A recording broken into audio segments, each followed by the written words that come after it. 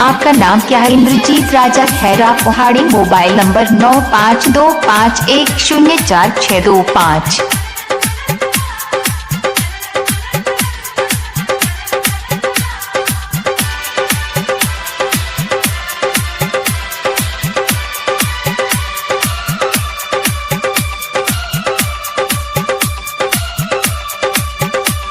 हो डब्बा काहे प्यार भइल कि दूसर से शादी होता।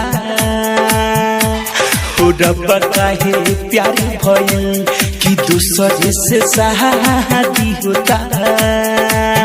देखी शादी के जोड़ा हमारे दिल रोता। हो डब्बा काहे प्यार भइल कि दूसर से शादी होता। हो रब्बा काहे प्यार भइल।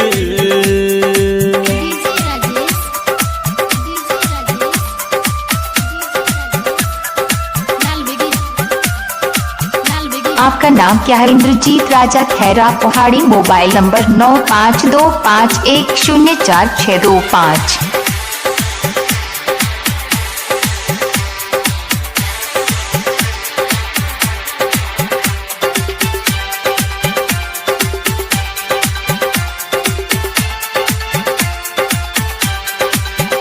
दिल देके दिल तोड़ली हो, कैसे दूसरा से रिश्ता जोड़ली हो। दिल देके दिल तोड़ली हो, कैसे दूसरा से रिश्ता जोड़ली हो। कबो मन करे हम फांसी डाली, कबो मन करे हम जहर खाली।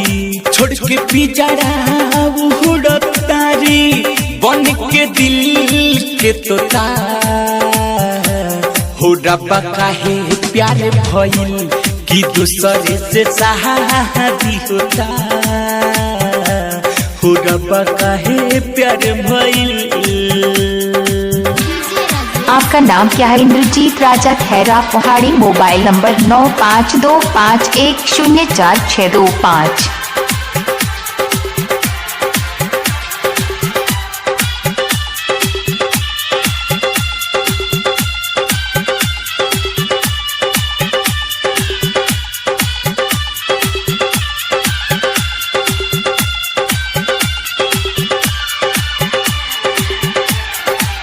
प्यार के बिना आशिक कैसे जी पाई, जहर जुदाई के कैसे पी पाई। प्यार के बिना आशिक कैसे जी पाई, जहर जुदाई के कैसे पी पाई।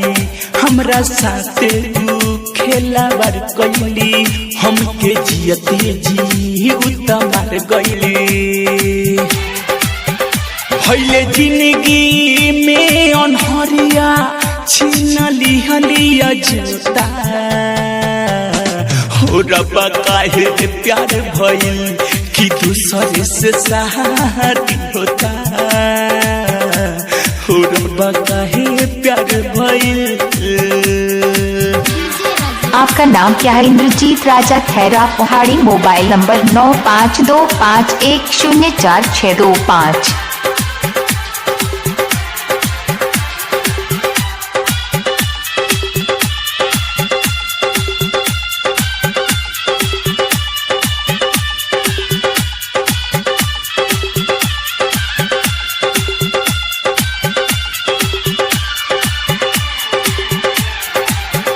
राइटर चंदेश्वर अजय बिहारी हो, उनका बिन जिंदगी कैसे गुजारी हो।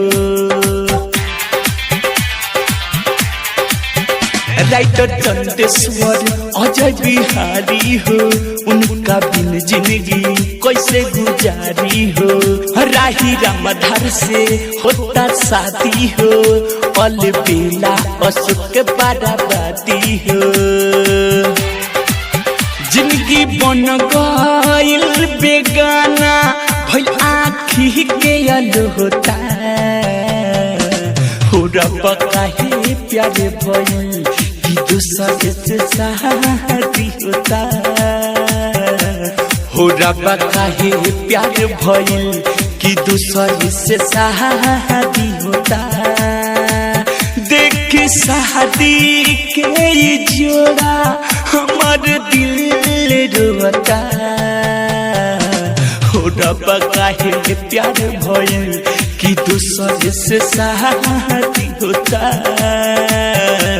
हो रब्बा काहे प्यार भइल कि दूसरे से शादी होता। हो रब्बा काहे प्यार भइल।